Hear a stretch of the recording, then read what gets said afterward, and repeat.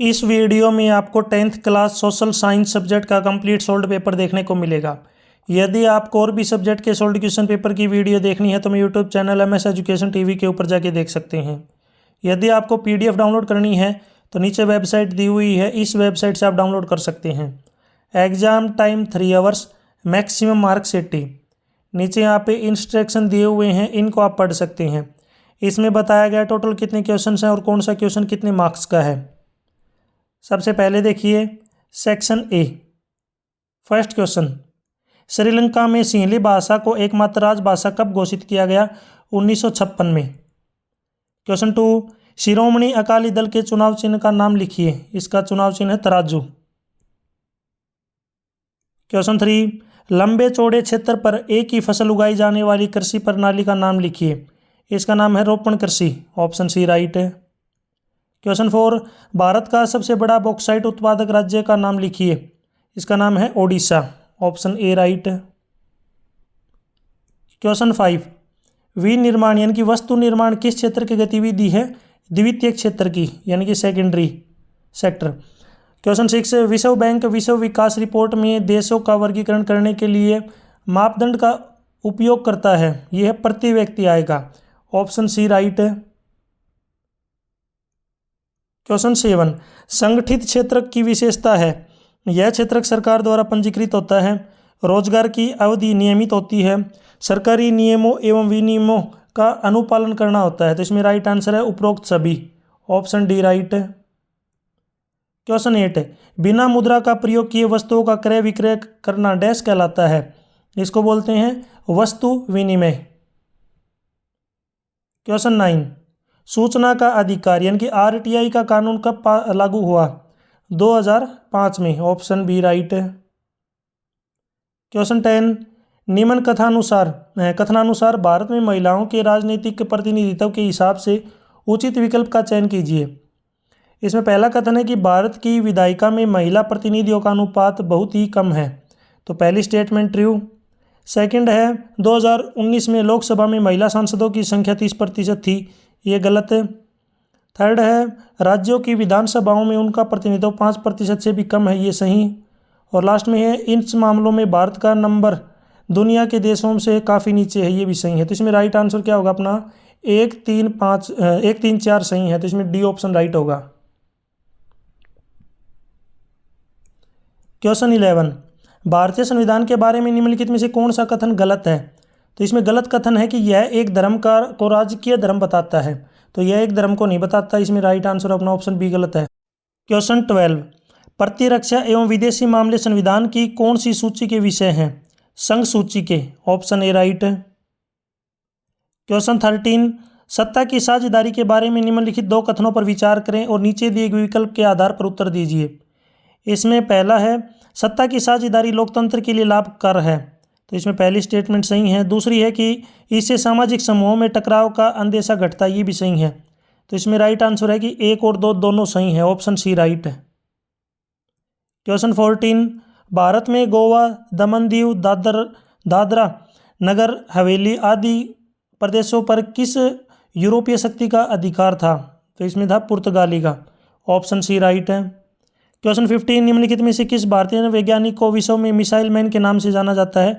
Doctor APJ Abdul Kalam को। Option A right है। Question 16, 712 ईस्वी में अविभाजित भारत के सिंध प्रदेश में हिंदू राजा का नाम बताइए। उनका नाम था दाहिर। क्वेश्चन 17, ईसाइयत में अनुयायियों का उपासना घर क्या कहलाता है? उसको बोलते हैं चर्च या फिर गिरजाघर। क्वेश्चन 18, किस वेद में आयुर्वेद चिकित्सा विधि एवं रोगों के संबंधित ज्ञान संकलित है? अथर्ववेद में। Option D right. आप मुझे कमेंट सेक्शन में बताएंगे सबसे पुराना वेद कौन सा है। कमेंट सेक्शन में बताएंगे सबसे पुराना वेद कौन सा है। इसका आंसर जरूर दें। क्वेश्चन 19, सरस्वती सिंधु सभ्यता के लोग आंतरिक एवं विदेशी व्यापार के लिए किस मार्ग का उपयोग करते थे? इसमें देखिए वो दोनों यानी कि स्थल मार्ग और समुद्री मार्ग का उपयोग करते थे। ए और बी दोनों। ऑप्शन डी राइट है। क्वेश्चन 20, अभिकथन कारण आधारित प्रश्न। इसमें अभिकथन है भारत ने 1991 के प्रारंभ में उदारीकरण की प्रक्रिया को आरंभ किया। तो पहली स्टेटमेंट सही। कारण है कि विदेशी व्यापार और विदेशी निवेश पर ये अवरोधों को काफ़ी हद तक हटा दिया गया। ये भी सही है और ये ऊपर वाले की करेक्ट एक्सप्लेनेशन भी है। तो इसमें अभिकथन और कारण दोनों सत्य हैं और कारण अभिकथन का सही स्पष्टीकरण है। ऑप्शन सी राइट है। नेक्स्ट है section B, question 21। Saraswati Sindhu सभ्यता के पुरास्थल भारत के किन प्रदेशों में पाए गए? 22 जैन दर्शन और बौद्ध दर्शन की कोई दो समानताएं लिखिए। 23 राजनीतिक दलों के दो कार्यों का उल्लेख कीजिए। इनका कंप्लीट सॉल्यूशन आपको मेरी वेबसाइट में मिल जाएगा, वहां पे जाके आप देख सकते हैं। क्वेश्चन 24 भारत के निर्वाचन आयोग पर संक्षिप्त नोट लिखिए।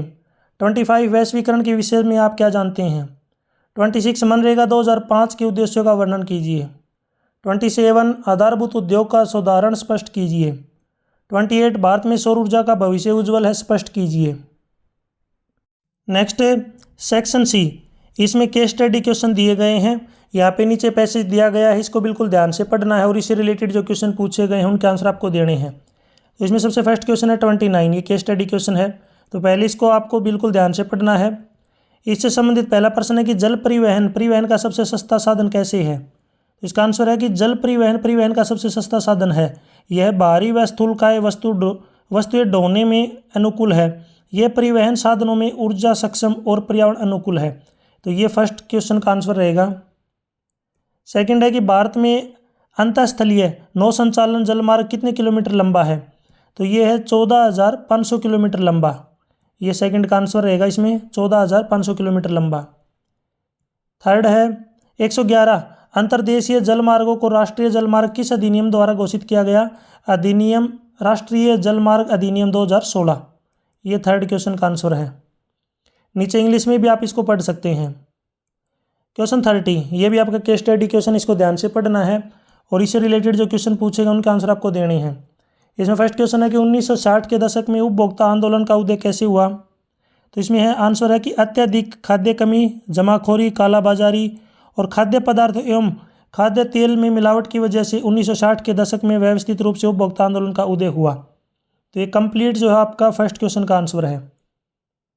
सेकंड है उपभोक्ता संस्थाएं उपभोक्ता अधिकार से संबंधित आलेखों के लेखन का कार्य कब करने लगी थी? 1970 में। तो इसमें सेकंड का आंसर है 1970। थर्ड है कि भारत में उपभोक्ता आंदोलन का जन्म किस रूप में हुआ है? सामाजिक बल के रूप में। स्टार्टिंग में सबसे ऊपर यहाँ पे इसका आंसर है थर्ड का, सामाजिक आंदोलन के रूप में। नीचे इंग्लिश में है 31, ये भी आपका केस स्टडी क्वेश्चन है, ध्यान से पढ़ना है। इसमें संबंधित फर्स्ट क्वेश्चन है रोम के उद्योग धंधों के नाम लिखिए। तो उसके है बर्तन उद्योग, वस्त्र उद्योग, चांदी सोना आभूषण आदि के आभूषण बनाने का कार्य। ये फर्स्ट का आंसर है। सेकंड है कि रोम के राज्य की आमदनी के क्या साधन थे? तो ये सेकंड का है कि राज्यों को खाने और नमक उत्पादन में से आमदनी होती थी। ये सेकंड का आंसर रहेगा, सेकंड। थर्ड है कि रोम के लोगों के व्यापारिक संबंध किन देशों से थे? भारत से, अफ्रीका, चीन और यूनान। इन सभी का आपको नाम लिखना है। आप मुझे कमेंट सेक्शन में बताएंगे भारत का जो स्थल जो लंबाई है वो कितनी है?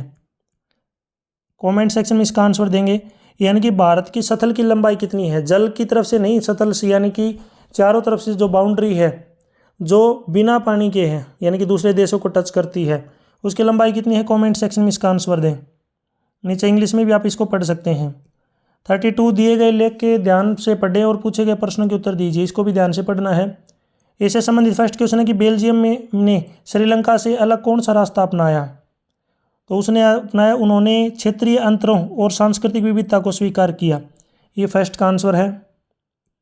सेकंड है कि बेल्जियम के 1970 और 1993 के बीच संविधान के 4 संशोधन करने के क्या कारण थे? तो उसका कारण था कि आमदनी का बेगानेपन का एहसास न हो और सभी मिलजुल कर रह सकें। ये सेकंड क्वेश्चन का आंसर है। थर्ड है कि बेल्जियम के संविधान संशोधन की व्यवस्था कैसी है? तो इसकी व्यवस्था है कल्पनाशील। थर्ड का आंसर है कल्पनाशील। नीचे इंग्लिश में भी आप पढ़ सकते हैं। सेक्शन डी, क्वेश्चन 33 1857 की क्रांति के 3 कारण लिखिए। 34 लोकतंत्र के शासन की अन्य व्यवस्थाओं से बेहतर मानने के कारण स्पष्ट कीजिए। 35 कृषि आधारित उद्योगों पर टिप्पणी लिखिए। 36 भारत ने भारत में ऋण के औपचारिक और अनौपचारिक स्रोतों की तुलना कीजिए। कंप्लीट सॉल्यूशन यानी कि कंप्लीट जो अगर आपको उनके आंसर देखने हैं तो मेरी वेबसाइट पे जाके आप देख सकते हैं। वेबसाइट का नीचे जो लिंक दिया हुआ है। नेक्स्ट है सेक्शन ई, इसमें ऐसे टाइप के क्वेश्चन हैं। क्वेश्चन 37, मध्यकाल में विदेशी आक्रमणों के भारत पर पड़े प्रभाव का वर्णन कीजिए। एशिया अथवा में मध्यकालीन भारतीय समाज में स्त्रियों की स्थिति को प्रभावित करने वाले व्याप्त कुप्रथाओं का वर्णन करें। 38, भूमि के निम्नीकरण में मुख्य भूमिका निभाने वाले मानव क्रियाओं की व्याख्या कीजिए। इसी के ओर में वन और वन्य जीव संरक्षण में सहयोगी रीति रिवाजों की व्याख्या करें। 39, संघीय शासन व्यवस्था की मुख्य विशेषताओं का वर्णन करें। इसी के ओर में फर्स्ट है श्रीलंका में बहुसंख्यवाद पर टिप्पणी कीजिए और इसी में बी है कि राजनीति में जाति के प्रभाव की समीक्षा कीजिए। सेक्शन एफ, इसमें मैप आधारित प्रश्न दिए हुए हैं। 40 में ए पार्ट है, विश्व के मानचित्र पे आपको दिखाना है। पहला कि सरस्वती सिंधु सभ्यता, इसको आप भारत में दिखाएं, और मिस्र की सभ्यता, मिस्र यानी कि इजिप्ट देश में आपको दिखाना है। बी पार्ट है, इनको आपको भारत के मानचित्र पे दिखाना है इनको। फर्स्ट है काजीरंगा राष्ट्रीय उद्यान, यह असम में है। सरस्वती सरोवर बांध, ये गुजरात में है नर्मदा नदी पर। और जमशेदपुर लौह एवं इस्पात संयंत्र, ये झारखंड में है। तो ये सभी आपको मैप में दिखाना है। मैप का जो कंप्लीट काम आपको मेरी वेबसाइट जो दी हुई है वहाँ पे मिल जाएगा, या फिर आपको मेरे यूट्यूब चैनल के ऊपर आपको जो है अलग से कंप्लीट सोल्ड पेपर की वीडियो देखने को मिलेगी। यहाँ तक वीडियो कंप्लीट हो चुकी है। वीडियो अच्छी लगी हो तो इसको लाइक करें, अपने दोस्तों के साथ ज़रूर शेयर करें। और भी वीडियो देखनी है तो मैं YouTube channel MS education TV के ऊपर जाके देख सकते हैं। आप मुझे बताएंगे भाखड़ा नंगल बांध किस नदी पे है और किस राज्य में है। इसका आंसर ज़रूर कमेंट सेक्शन में बताएं। भाखड़ा नंगल बांध किस नदी पे है और किस राज्य में है, कमेंट करें इसका आंसर। यदि आप मेरे से कांटेक्ट करना चाहते हैं तो सोशल मीडिया का लिंक आपको इसी वीडियो के डिस्क्रिप्शन में मिल जाएगा, वहाँ से आप मेरे से कांटेक्ट कर सकते हैं। Thanks for watching.